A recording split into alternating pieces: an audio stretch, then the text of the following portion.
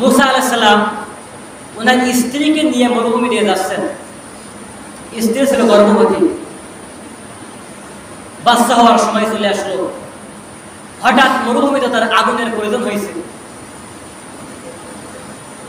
সাথে কিছু কওম ছিল, স্ত্রী ছিল এবং মুসা আলাইহিস সালাম। এখন আগুনের দরকার, আগুন কোথাও পায় না। فقال لأهلهم كثوا إني آنست نارا لعلي آتيكم منها بقبس أو أجد على النار هدى। মুসা আলাইহিস সালাম লক্ষ্য করে দেখে দূরে একটা গাছ দেখা যায়, গাছের উপরে আগুনের মতো কি যেন জ্বলজ্বল জ্বলজ্বল করে জ্বলতেছে। ওমর বলছে, হ্যাঁ আমার সঙ্গে সাথীরা, হ্যাঁ আমার স্ত্রী, তোমরা এখানে একটু অপেক্ষা করো, আমি ওই দূরে যাচ্ছি, ওইখানে যাই, ওইখানে দিয়ে হয়তো আগুন আনতে পারবো অথবা কোনো একটা রাস্তা কিছু একটা পেয়ে যাবো। ওদেরকে এখানে দাঁড় করে রেখে ওদের চলে গেলেন সামনে। ফালাম্মা আতাহা নুদিয়া ইয়া মুসা। সামনে যখন মুসা আলাইহিস সালাম অগ্রসর হলেন, হঠাৎ একটা আওয়াজ আসলো, ফালাম্মা আতাহা নুদিয়া ইয়া মুসা, হে মুসা, তুমি তো গাছের উপরে আগুনের মতো দেখতে পাও, ওটা আগুন না।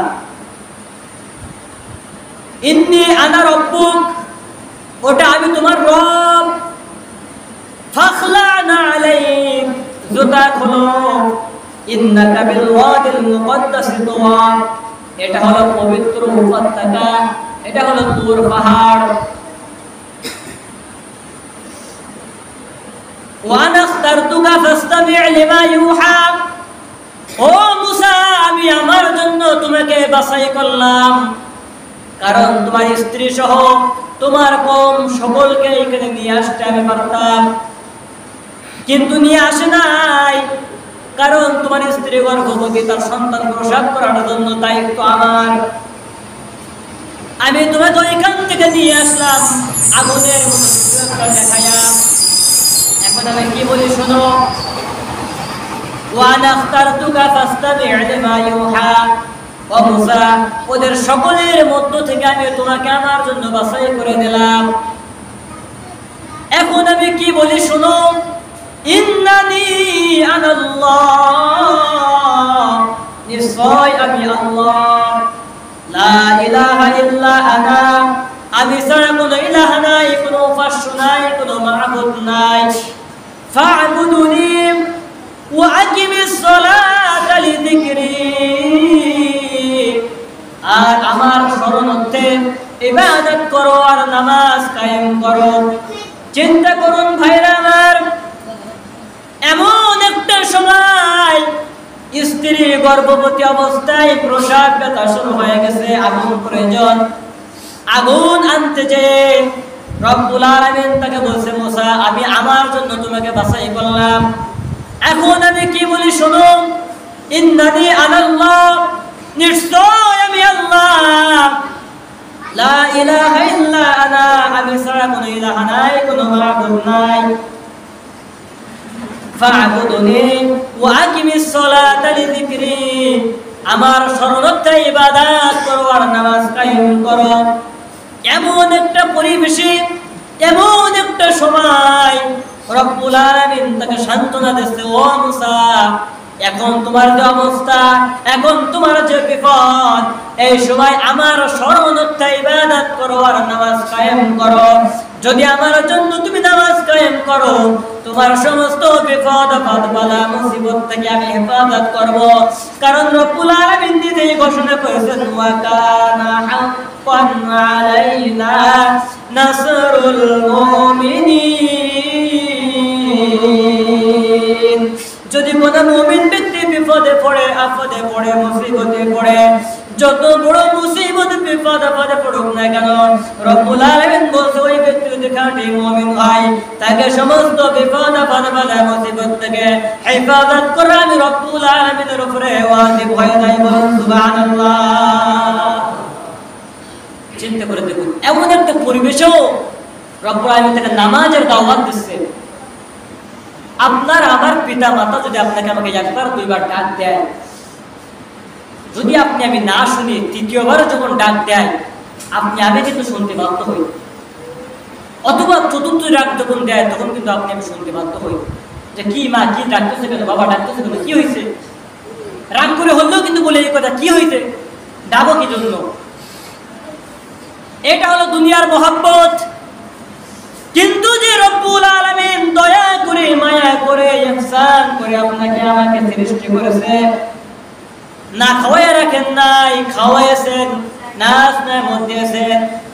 চিন্তা করে দেখুন, হাসপাতালের দিকে তাকিয়ে দেখুন, কত মানুষের একটা হাত নাই, কত মানুষের দুইটা হাত নাই, কারোর পা নাই, কারোর চোখ নাই, কেউ দেখতে পায় না, কেউ শুনতে পায় না, কেউ কথা বলতে পারে না, কারো আবার সব কিছু আছে। মাথার ভিতরে মোটর কন্ট্রোলেন্স থেকে একটা তার লুজ করে দিয়েছে, ওই ব্যক্তির এখন মেন্টাল হাসপাতালে তার স্থান। কোনো কিছুই না করে আপনাকে আমাকে এত সুন্দর করে দয়া করে মায়া করে সৃষ্টি করেছে, এত সুন্দর তার স্নেহ হাত পা অঙ্গ প্রত্যঙ্গ দিয়েছে। আর রব্বুল আলামিন একবার নয়, দুইবার নয়, কুরআনুল কারীমের ভিতরে আকিমিস সালাহ ৮২ বার এই শব্দ ব্যবহার করেছে। রব্বুল আলামিন একবার দুইবার নয়, নামাজের জন্য ৮২ বার আপনাকে দাওয়াত দিয়েছে। মসজিদের মিনার থেকে প্রত্যেকটা দিন ৫টা বার করে আপনাকে ডাকা হয়, নামাজে কায়েম করুন, নামাজে আসুন, নামাজের জন্য আসুন, কল্যাণের জন্য আসুন। এইভাবে আপনাকে ডাকা হয়। আপনি নিজেরে কেমনে মুসলমান দাবি করবেন? কিয়ামতের দিন আপনার হাত পা অঙ্গ প্রত্যঙ্গ যা কিছু রব্বুল আলামিন দিয়েছে, কেমনি এর শিকার আপনি, কেমনি এর হিসাব আপনার কাছে দিবেন সেই দিন। দুনিয়ার প্রত্যেকটা মানুষ বাঁচার জন্য যেমনি কারেন্ট বিল দিতে হয়, গ্যাসের বিল দিতে হয়, বিদ্যুৎ বিল দিতে হয়, যদি আপনার আমার চোখের বিল দেওয়া লাগে, কানের বিল দেওয়া লাগে, অঙ্গ প্রত্যঙ্গের বিল দেওয়া লাগে, ওয়াল্লাহি আল্লাহর কসম কিয়ামতের দিন আপনার আমার কোনো কিছু আর উপকারে আসবে না, কোনো কিছু আপনি আমি আর করতে পারবো না, আল্লাহর সামনে কথা বলতেও পারবো না। এত সুন্দর নাজ নেয়ামত রব্বুল আলামিন দিয়েছে, দুনিয়ার মিথ্যা মোহ ভালোবাসায় পড়ে আপনি আমি সে রব্বুল আলামিনকে ভুলে এখন দুনিয়ার পিছনে দৌড়ানো শুরু করেছি। এই জন্য আল্লাহ রাসূল হাদিসের ভিতরে বলেছেন, কাফের আর মুসলমান, কাফের আর মুমিনের ভিতরে পার্থক্য হলো নামাজ। যে ব্যক্তি নামাজ পড়বে ওই ব্যক্তি মুমিন, আর যে ব্যক্তি নামাজ পড়বে না ওই ব্যক্তি টাটকা কাফের। যদিও মাথায় টুপি থাকুক, মুখে দাড়ি থাকুক, লম্বা জুব্বা গায়ে থাকুক, কোনো কিছু আসে যায় না। যদি ওই ব্যক্তি পীর সাহেব হোক, অথবা কোনো পীরের মুরিদ হোক, অথবা হাফেজ কারি মুফতি সাহেব যাই হোক না কেন, ওই ব্যক্তি যদি নামাজ পড়ে তাহলে ওই ব্যক্তি ইমানদার। ওই ব্যক্তি রিকশাওয়ালা হোক, ওই ব্যক্তি কৃষক হোক, চাকরিজীবী হোক, আর যাই হোক না কেন, যদি নামাজ পড়ে ওই ব্যক্তি মুমিন। আর যদি নামাজ পড়ে না ওই ব্যক্তি মুমিন না, বরং ওই ব্যক্তি কাফের। আল্লাহ রাসূল হাদিসের ভিতরে বলেছেন। এই জন্য কোনো মানুষের পোশাক দিকে ওই ব্যক্তির সম্পর্কে মন্তব্য করার সুযোগ নাই। আল্লাহ রাসূল বলেছেন, যদি কোনো ইয়েতিম মানুষ রাস্তায় বসে থাকে আর একজন ভদ্রলোক ওই ব্যক্তিকে প্রচন্ড শীতের সময় একটা চাদর দিয়ে সহযোগিতা করলো, আর ওই ইয়েতিম বাচ্চা যদি এই চাদরটা পেয়ে, কম্বলটা পেয়ে মুখে একটু হাসি দেয়, ওই ব্যক্তিরাই হাসির কারণে রব্বুল আলামিনের কাছে ওই ব্যক্তি এত বেশি পছন্দনীয় হয়। যেই যুগে 1 টাকায় 8 মণ চাউল পাওয়া যেত, এই যুগে সম্রাট শাহজাহান তাজমহল তৈরি করেছিল। এই তাজমহল বর্তমান যুগে লক্ষ কোটি কোটি টাকা দাম। আল্লাহ রাসূল বলেছেন, যদি কোনো ব্যক্তি এতিম বাচ্চার মুখে হাসি ফোটাইতে পারে, এতিম বাচ্চা একটু সহযোগিতা করতে পারে, ওই লক্ষ কোটি কোটি তাজমহলে, ওই লক্ষ কোটি কোটি টাকার তাজমহল আল্লাহ রাস্তায় দান করলে যতই না সওয়াব হয়, এর চেয়ে বেশি আমলনামা আমি এর চেয়ে বেশি সওয়াব দেই যদি কোনো ব্যক্তি কোনো এতিম মিসকিন অসহায় মানুষের সাহায্য করে মুখে একটু হাসি ফোটাইতে পারে। আমি রব্বুল আলামিনের হাসি আমার কাছে এত বেশি পছন্দ হয়, লক্ষ কোটি কোটি টাকা তাজমহল করার চেয়ে ওই ব্যক্তির মুখের হাসি অনেক সুন্দর। বলুন সুবহানাল্লাহ।